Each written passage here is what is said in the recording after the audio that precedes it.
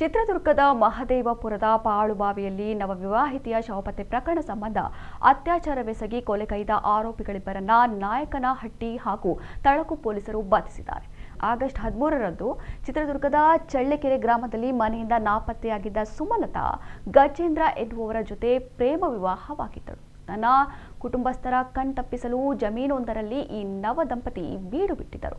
ಈ ವೇಳೆ ಸುಮಲತಾಳನ್ನ ಹಿಂಬಾಲಿಸಿದ ಗಜೇಂದ್ರನ ಸ್ನೇಹಿತ ಬೋರಯ್ಯ ಜಮೀನಿನಲ್ಲಿ ಬಟ್ಟೆ ಬದಲಿಸುತ್ತಿದ್ದ ತನ್ನ ಸ್ನೇಹಿತನ ಪತ್ನಿಯಾದ ಸುಮಲತಾ ಮೇಲೆ ಅತ್ಯಾಚಾರವೆಸಗಿ ಉಸಿರುಗಟ್ಟಿಸಿ ಕೊಲೆ ಕೈದಿದ್ದ.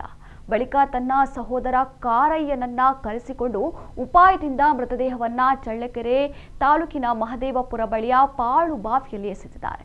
ಶವವನ್ನ ಸುಮಲತಾ ಎಂದು ಪತ್ತೆ ಹಚ್ಚಿದ ಕುಟುಂಬಸ್ಥರು ಗಜೇಂದ್ರನ ವಿರುದ್ಧ ದೂರು ದಾಖಲಿಸಿದರು. ಗಜೇಂದ್ರನೇ ಕೊಲೆಗೈದಿದ್ದಾನೆಂದು ಆರೋಪಿಸಿದರು. ಹೀಗಾಗಿ ಪ್ರಕರಣದ ಬೆನ್ನತ್ತಿದ ನಾಯಕನಹಟ್ಟಿ ಪಿಎಸ್ಐ ಪಾಂಡುರಂಗಪ್ಪ ಹಾಗೂ ತಳಕು ಸಿಪಿಐ ಹನುಮಂತಪ್ಪ ನೇತೃತ್ವದ ಪೊಲೀಸರ ತಂಡ ಕೊಲೆ ಕೇಸ್ನಲ್ಲಿದ್ದ ಅಸಲಿ ಸತ್ಯವನ್ನ ಭೇದಿಸುವಲ್ಲಿ ಯಶಸ್ವಿಯಾಗಿದೆ.